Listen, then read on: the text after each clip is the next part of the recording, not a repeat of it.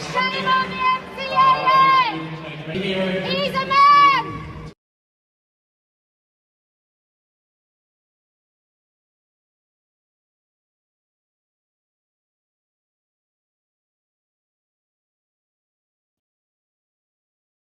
In 2015, on Trans Day of Remembrance, a total of 5,462 hate crimes were committed against trans women of color.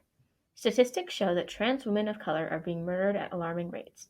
In 2021, 375 transgender people were killed, and over 90% of them were trans women. In the Human Rights Campaign's 2018 report on anti-transgender violence, they found that trans women of color comprise 4 in 5 anti-transgender homicides. Why are trans women being killed at a disproportionate rate?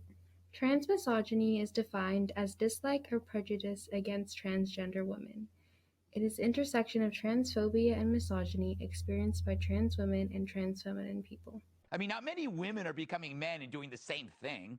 Or if they do, they lose more often than Hillary Clinton. Leah Thomas is a transgender swimmer and the first to win an NCAA Division I national championship in any sport. She was the first openly trans athlete to do so, and because of that, she has drawn a lot of criticism and hate from people who don't think trans women should participate in women's sports. Many people who are against Leah Thomas competing in the Olympics say that she has an unfair advantage because she has taken testosterone blockers and estrogen, and she has gone through male puberty. They have said that she has an unfair advantage over the cis women who are also competing. However, studies show that Leah does not have all the advantages people claim she has. In an article by The New Yorker about Leah Thomas, they wrote, "Researchers have not been able to establish a definitive causal relationship between individual testosterone levels and athletic performance. Bodies produce differing levels of the hormone and have differing abilities to make use of it. Comparing the testosterone levels of 8 cisgender runners or swimmers of the same sex before a race does not tell you who will win it." Another example of transmisogyny is TERFs. TERF stands for Trans Exclusive Radical Feminist. These are feminists who seek to exclude trans women from the feminist movement, claiming that they are not a part of it.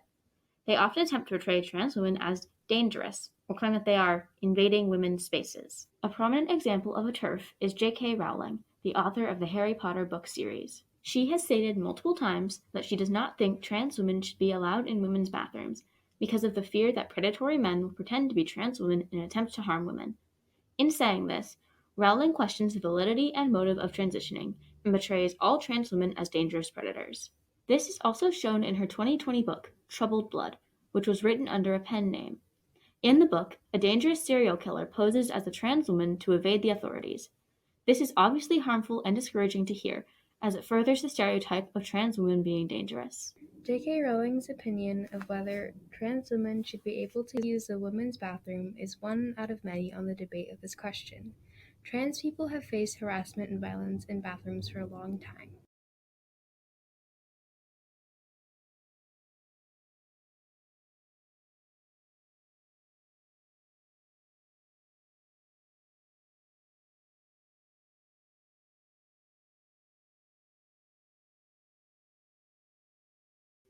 In 2011, Chrissy Lee Polis, a trans woman, was violently attacked after using the women's bathroom at a McDonald's in Maryland.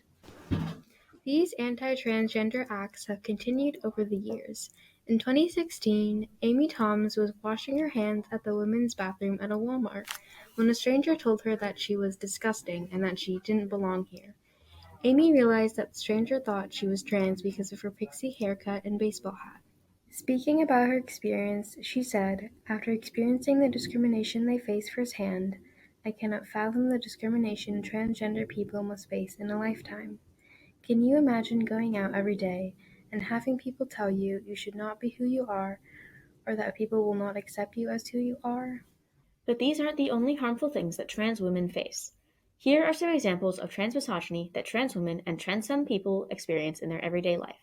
Being ridiculed for wearing a dress, makeup, or anything feminine by passerbys on the street. In movies or TV, jokes are made to disparage a trans woman's desire to be feminine, are overtly sexual, or portray her desire to transition as sexual. Trans women are sexualized and fetishized in media. For example, many trans women are portrayed as sex workers on television. Their bodies are leered at or viewed as exotic.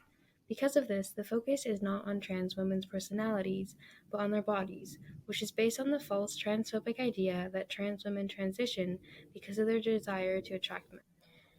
For example, in 2015, The Danish Girl, a movie depicting the transition of the trans artist and one of the first known recipients of a sex reassignment surgery, Lily Elby, sexualized the experiences trans women face. This movie was directed by a cis man, and Lily was also played by a cis man. In this example, a cis male director forcing it onto the trans female community. It frames this as a sexual spectacle for cis people. All of this is proof that transmisogyny is real and harmful. From stares and comments to violence and murder, trans women everywhere are affected. But how do we stop transmisogyny? The best way to stop transmisogyny is to call it out. If you see or hear someone being transmisogynistic, don't be afraid to speak out. Another way is to educate the people around you. The more people are aware of transmisogyny, the easier it is to prevent it. Finally, you can donate to the Black Trans Femmes in the Arts Collective and the Black Trans Travel Fund to provide support and assistance to Black trans women. Remember that silence is harmful, and to speak up and speak out if you see or hear someone say something transmisogynistic.